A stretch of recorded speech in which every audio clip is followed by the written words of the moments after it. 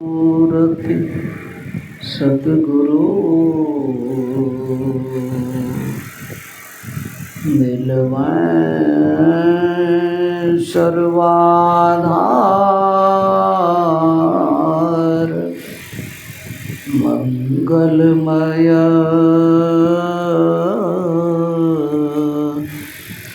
मंगल करना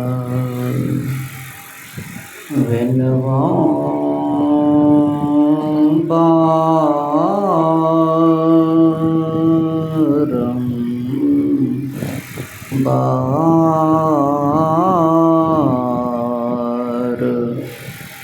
विनवां बारं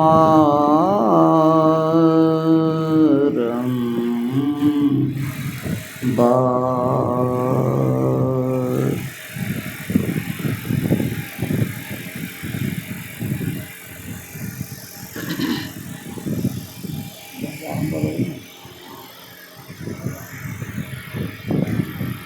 समादरणीय सत्संग स्नेही सज्जनों, समादरणीय माताओं एवं बहनों,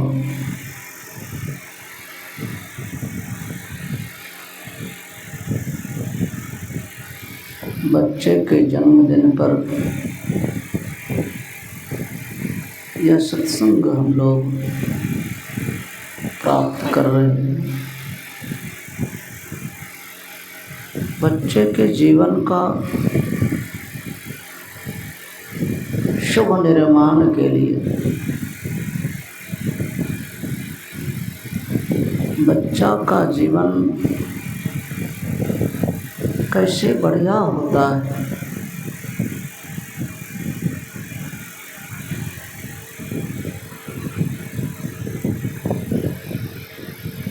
बच्चे के जीवन का निर्माण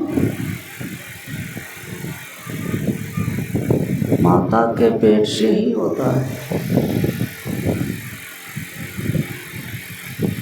स्वामी विवेकानंद जी माता के पेट में थे। उनकी माता भक्तिन थी, भगवान की भक्ति करती थी और भगवान से मांगती भी थी, प्रभु मुझे ऐसा वैसा पुत्र न देना,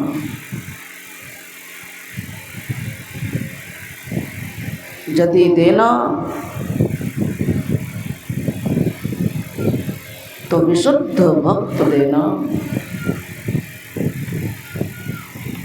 बहुत बड़ा विद्वान भक्त मुझे देना। और प्रभु सुनते,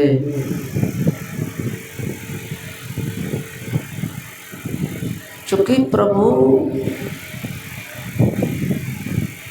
सबके हृदय में हर वक्त रहते हैं। प्रभु का स्वरूप ही ऐसा विलक्षण है कि उनसे तिल भर भी जगह खाली नहीं। गुरु महाराज लिखते हैं, सब क्षेत्र क्षर अपरा परा पर और अक्षर पार में, निर्गुण सगुण के पार में, सत असत हु के पार में, सब नाम रूप के पार में, मन बुद्धि वच के पार में। मतलब ये प्रभु का स्वरूप है, प्रभु का गुणगान है, प्रभु की स्थिति का दिग्दर्शन है। प्रभु कैसे है? गुरु महाराज कहते हैं, सब क्षेत्र के पार और मैं दो शब्द है। प्रभु सब क्षेत्र में भी है और परे भी है, विलक्षण प्रभु है। दो शब्द है, पार में। इसका मतलब सिर्फ पार ही में नहीं, भीतर भी है। और क्षेत्र शरीर को कहते हैं। शरीर दो तरह का गुरुदेव कहते हैं, क्षर और अक्षर। क्षर कहते हैं नाशवान शरीर को, अक्षर कहते हैं अविनाशी शरीर को। क्षर कहते हैं असत शरीर को और अक्षर कहते हैं सत शरीर को। विलक्षण प्रभु है।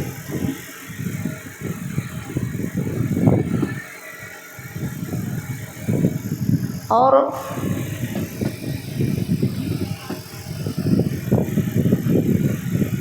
ये दोनों तरह का शरीर दो प्रकृति में है। एक है परा प्रकृति जो सत है, जो चेतन है, और दूसरी प्रकृति है अपरा प्रकृति जो असत है और जड़ात्मक है। उसे क्षर कहते हैं, नाशवान है। और सत जो है वो नाशवान होता है, उसे सगुण कहते हैं। परा प्रकृति को निर्गुण कहते हैं, जो चेतन है, सत है, उसका नाश नहीं होता। ये दो तरह के शरीर होते हैं, एक चेतन शरीर और दूसरा जड़ शरीर। जड़ शरीर चार रूप में है, स्थूल, सूक्ष्म, कारण और महाकारण। यह है चारों जड़ शरीर। औसत शरीर, सगुण शरीर, नाशवान शरीर। चेतन शरीर जो है परा, वो निर्गुण है, वो कैवल्य है, पांचवा शरीर है जो सत्य है। परमात्मा कैसे है?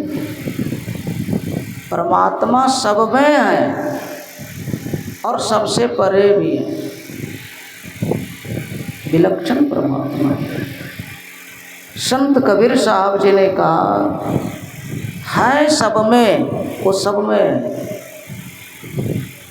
चेतन में भी और जड़ में भी।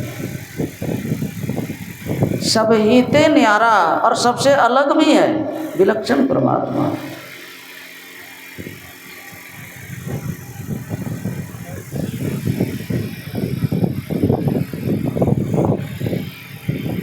प्रवचन के समय मंच के पास किन्हीं को नहीं आना चाहिए।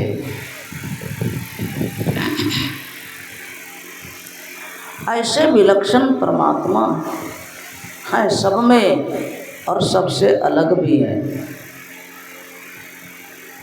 बड़े विलक्षण परमात्मा।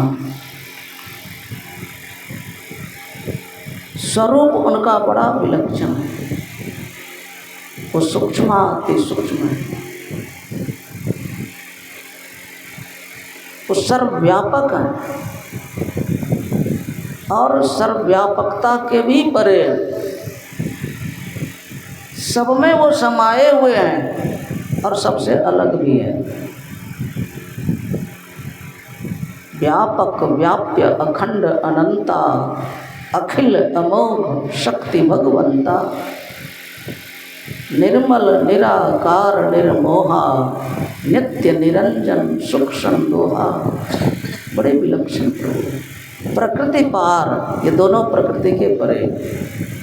प्रभु सब उर्वासी और सबके हृदय में भी रहते हैं। दोनों प्रकृति के परे भी हैं, प्रकृति पार। प्रभु सब उर्वासी और सबके हृदय में भी, सब में भी वो प्रभु रहते हैं। गोस्वामी जी ने लिखा। यही गुरु महाराज जी हम लोग रोज ईशा स्तुति जो करते हैं, यही प्रभु का स्वरूप का वर्णन है, उनकी महिमा का वर्णन है। मतलब वो प्रभु सबके हृदय में रहते हैं और बाहर हर जगह रहते हैं। हरि व्यापक सर्वत्र, प्रभु सब जगह रहते हैं और सबके अंदर भी रहते हैं। यही कारण है कि सबके दिल की बात प्रभु जानते हैं, हर वक्त सुनते हैं। और सुनने वाला हम आपको जैसा कान प्रभु ने दिया है, ऐसा प्रभु को कान नहीं, क्योंकि ऐसा शरीर नहीं है उनको। तन बिन पर शरीर नहीं है। तन मतलब शरीर, शरीर नहीं है, लेकिन सबको स्पर्श करते प्रभु विलक्षण परमात्मा। वेदांत के ऋषि कहते हैं कठोपनिषद में, अशरीरम शरीरेषु नवस्थेषु अवस्थितम। मतलब सभी शरीरों में है वो, लेकिन वो शरीर नहीं है। अशरीरम शरीर नहीं। तन बिनु मतलब शरीर नहीं है, लेकिन स्पर्श करते हैं सबको। तन बिनु परस नयन बिनु देखा। आँख हम लोगों की जैसी है, प्रभु को वैसी आँख नहीं है, क्योंकि शरीर नहीं तो ऐसी आँख कैसे होगा, कैसे होगी। लेकिन फिर भी वो देखते हैं, विलक्षण प्रभु है। शरीर नहीं, लेकिन स्पर्श करते हैं। आँख इस तरह की नहीं, लेकिन देखते हैं कैसे प्रभु। तन बिनु परस नयन बिनु देखा, ग्रहई घ्राण बिनु वास असेखा। नासिका हम आपकी जैसी नहीं, लेकिन सब गंध का वो ग्रहण करते हैं, सब गंध वो ग्रहण करते हैं।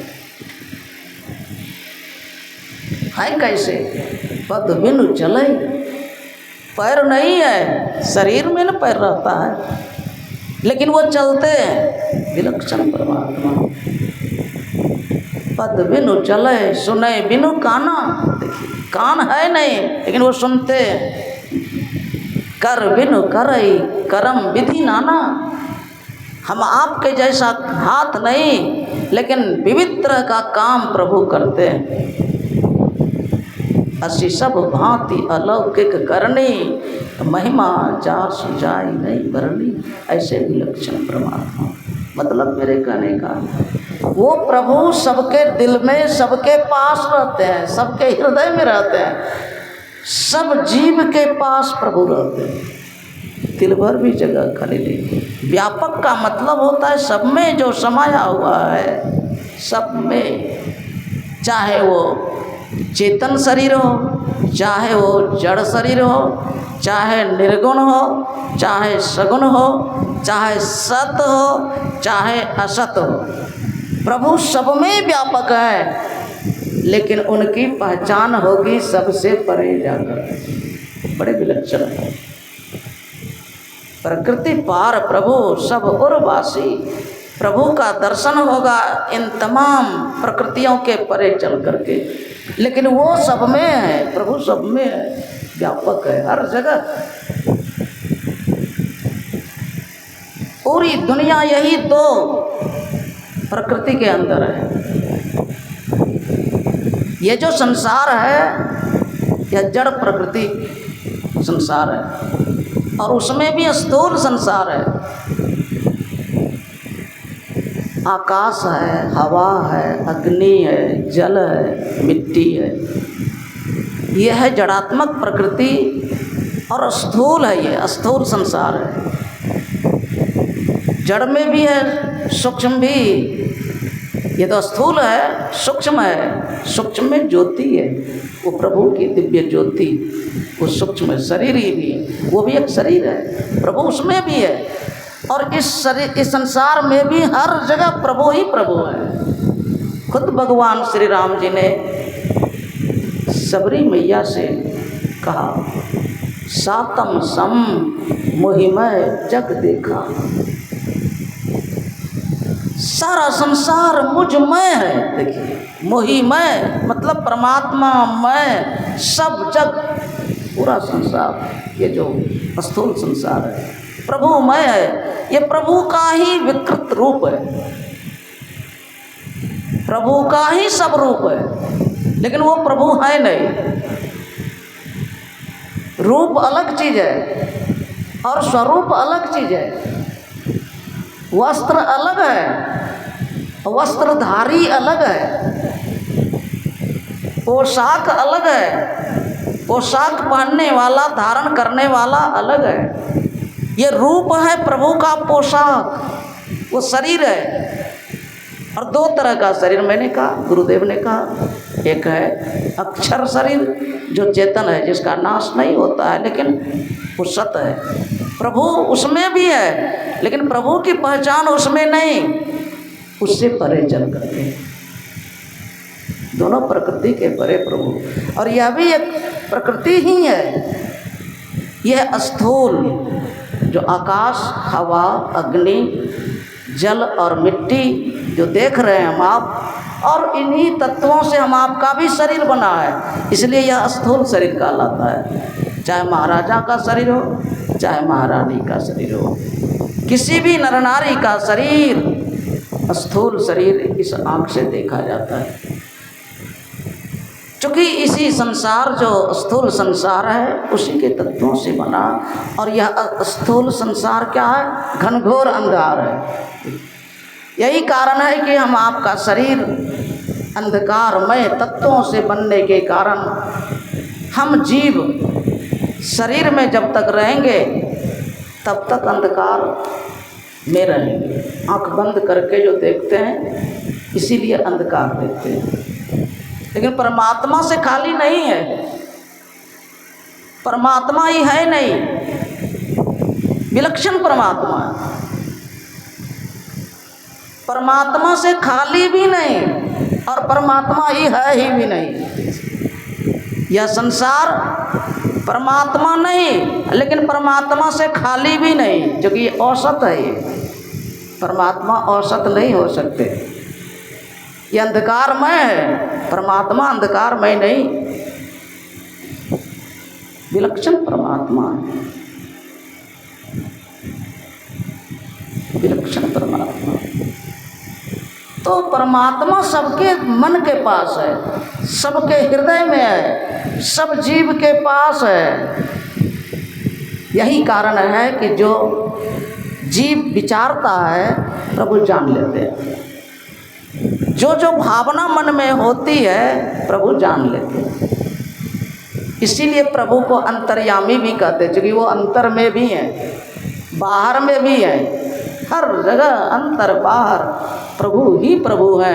यही कारण है प्रभु सबके दिल की भावना सुनते हैं, सबकी बात सुनते हैं, सबके मन की सब बात सुनते हैं। इसीलिए प्रभु अंतर्यामी है।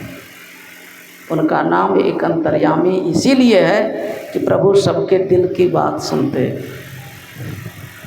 जो जैसी भावना करते हैं, जो जैसा विचार करते हैं, जो जैसी बात मन में सोचते विचारते हैं, प्रभु सब सुनते हैं और प्रभु उसी तरह से उनका निर्माण भी करते हैं। ये प्रभु कुछ करते हैं। जाकी रही भावना जैसी प्रभु मूर्ति देखी तिन तैसी। प्रभु देखते हैं उसी तरह से। किस तरह से? जिस तरह से मन हृदय में चित्त में जीव भावना करता है उसी तरह से। हम आप दुनिया में जितने मानव हैं, विद्वानों का कहना है कि लगभग 8 अरब मनुष्य हैं, सब उम्र वाला। और उसी में हम आपकी भी गिनती है। हम आप सबके अंदर प्रभु हैं, जो सुख के समुद्र हैं, जो सत असत के परे हैं, जो निर्गुण और सगुण के भी परे हैं, विलक्षण परमात्मा। लेकिन वो सुख स्वरूप है, परमात्मा सुख स्वरूप है। और दुष्ट के लिए ये काल स्वरूप भी है, विलक्षण परमात्मा। भक्त के लिए सुख स्वरूप है और दुष्ट के लिए काल स्वरूप है, विलक्षण परमात्मा। और परमात्मा कुछ करते हैं, भावना के मुताबिक करते हैं। जाकी रही भावना जैसी, प्रभु मूर्ति देखी तिन तैसी। प्रभु मूर्ति सबके दिल में है और उसी तरह से देखते हैं, मतलब निर्माण करते हैं। यही कारण है हम आपका सबका एक जैसा जीवन, एक जैसा नहीं है। क्यों? इसलिए कि एक जैसी बात हम आप नहीं सोचते विचारते हैं, न एक जैसी बात बोलते हैं, न एक जैसा काम करते हैं। हम आप दुनिया में जितने मानव हैं, एक जैसी भावना चित्त में जीव नहीं करता। यही कारण है कि जैसी भावना जीव करता है, किया है, वैसा प्रभु ने दिया। भावना के अनुरूप प्रभु देते हैं। प्रभु से अगर कोई मांगे, भक्ति भावना में मांगे, प्रभु देते हैं। माता भुवनेश्वरी स्वामी विवेकानंद, जो महान विद्वान विशुद्ध भक्त हुए, जिन्होंने पूरी दुनिया में अपने देश का नाम रोशन किया, जो संसार में विद्वता के परे विद्वान शब्द से विभूषित हुए, प्रतिष्ठित हुए, उनकी माता यही मांगती थी, भक्तिन थी, भगवान से मांगती थी, भक्तिन थी, इसलिए भगवान से मांगती थी, हे प्रभु। अब प्रभु सब सुनते हैं, प्रभु सब सुनते हैं। भक्ति भावना से पुकार करके अगर मांगे तो प्रभु देंगे। बहुत श्रद्धा प्रेम प्रभु चाहते हैं, बहुत श्रद्धा भावना प्रभु चाहते हैं, और उस श्रद्धा भावना से जो मांगते हैं प्रभु देते हैं।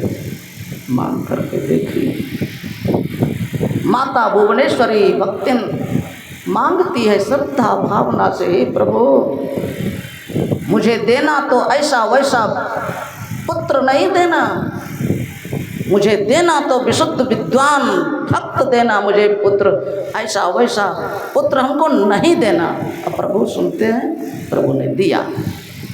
सप्त ऋषियों में एक ऋषि को लाकर उसके अंदर में पुत्र रूप में परमात्मा ने संतान दी। श्री रामकृष्ण परमहंस देव जी ने कहा, सप्त ऋषियों में तुम एक ऋषि हो। वैसे माँ ने मांगा, प्रभु मुझे दो तो ऐसा वैसा बेटा मत दो, मुझे विशुद्ध भक्त विद्वान भक्त दो। दी। तो माता के पेट से ही मानव का निर्माण होता है।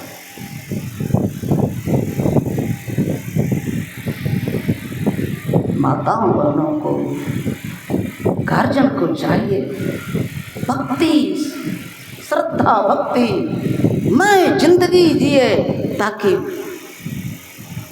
उनका जो बाल बच्चा हो बहुत सुंदर हो, सज्जन हो, प्रतिष्ठित जिंदगी तो जिए ही,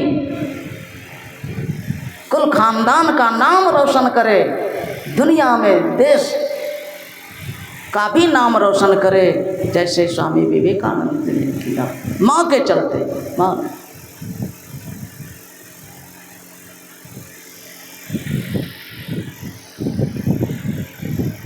महादैत्य दानव खानदान में माँ के चलते भक्तराज ने जन्म लिया, भक्तराज ने माँ के चलते। माँ भक्तिन थी। और वो महादैत्य दानव था, उसका नाम हिरण्यकशिपु था, महादुष्ट, जो भगवान के भक्त का नाम सुनना नहीं चाहता था, भगवान का नाम सुनना नहीं चाहता था, इतना भगवान से दुश्मनी थी उसको। और उन्हीं की पत्नी कयाधु भगवान की भक्तिन बन गई। संजोग ही ऐसा हो गया। प्रभु अहंकार को समाप्त करते हैं। जो प्रभु के नाम से इतना चिढ़ था, इतना दुश्मनी, इतना घमंडी था, कोई भगवान का नाम नहीं ले सकता। मैं ही भगवान हूँ ये घोषणा कर दी अपने राज्य में, मैं ही भगवान हूँ और कोई भगवान नहीं। अगर कोई दूसरा नाम भगवान का नाम लेगा उसको प्राण दंड दिया जाएगा। डर के मारे लोग हिरण्यकशिपु भगवान हिरण्यकशिपु भगवान उसी का नाम जपता।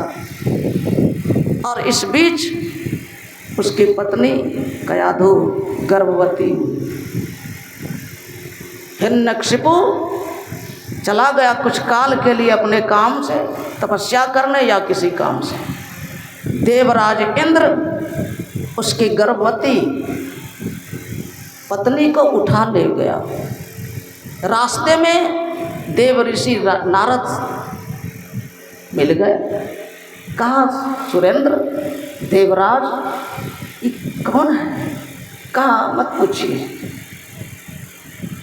इसके पेट में मेरा दुश्मन पल रहा है। चूँकि हिरण्यकशिपु दुश्मन था, उसका बेटा इसके पेट में पल रहा है। तो सांप का बच्चा सांप होता है, शेर का बच्चा शेर होता है, दुश्मन का बच्चा दुश्मन होता है। यही सोच करके कहा, इसके पेट में मेरा दुश्मन पल रहा है, इसीलिए मैं इसको उठा ले आया मौका पाकर। कहा, क्या करोगे? इसको मैं समाप्त कर दूंगा। कहा, नहीं, तुम देवराज इंद्र हो, ये सौभाग्य से बाहर है, तुम्हारे लायक काम नहीं। यदि तुम इसको मारना चाहते हो, और यदि इसके पेट से कोई भक्त राज निकल गया तब तुम क्या करोगे?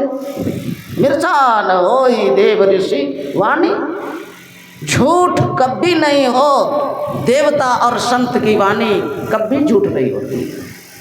कैसे भी संत सद्गुरु जैसे संत के मुखारविंद से वचन निकल जाए वो अकाट्य होता है, वो हो करके रहेगा। कहा, यदि इसके पेट से तुम कहते हो मेरा दुश्मन निकलेगा, और यदि इसके पेट से कोई भक्त राज निकल गया तब तुम क्या करोगे? कहा, तब क्या करूँगा? तब फ्री में इसकी सेवा मैं करूँगा। कहा, छोड़ दो इसको। तब छोड़ दी। अब कयाधु जाए तो कहाँ? अब साधु बाबा के संग में अब इनकी कुटिया में चली आई। दीक्षाली सिमरन करने लगी, सेवा करने लगी, ध्यान करने लगी। और साधु संग के साथ तो स्वाभाविक सदाचार में जीवन हो ही जाता है। तो इस तरह से कयाधु गर्भवती रहने लगी। समय पा करके उसके पेट से एक बालक ने जन्म लिया। और वो जो ध्यान करती थी, सुमिरन करती थी, गुरुदेव संत की सेवा जो करती थी, सब सुंदर सुंदर संस्कार उस पेट के अंदर में पलते हुए बालक पर सब संस्कार से संपन्न वो बालक निकला। 5 साल का हुआ कि भगवान का भजन करने के लिए अब मन में करने लगा। हमको भी बताइए ना कैसे बाबा आप भजन करते हैं, ध्यान करते हैं, दीक्षा दे दी। जब करने लगा, सुमिरन करने लगा, बड़ा हुआ वो भक्त। बस माँ के साथ उसको घर पहुँचा दिए नारद जी।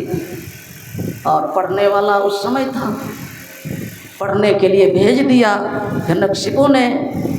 प्रहलाद को। अब इसको तो संस्कार था बचपन से ही, माँ के पेट से ही ध्यान करो, सुमिरन करो, प्रभु के नाम का जप करो, यही रटता था। दीक्षा भी ले ली, अब बस यही। अब स्कूल में मनाही थी शिक्षक समेत सभी विद्यार्थी को कि प्रभु का नाम नहीं ले सकता है। ईद का बेटा ही प्रभु का नाम ले, बच्चों को भी यही आदत लगाने लगा। अब कहा मैं दूसरा कहाँ दुश्मन देखूंगा, दुश्मन तो मेरे ही घर में आ गया।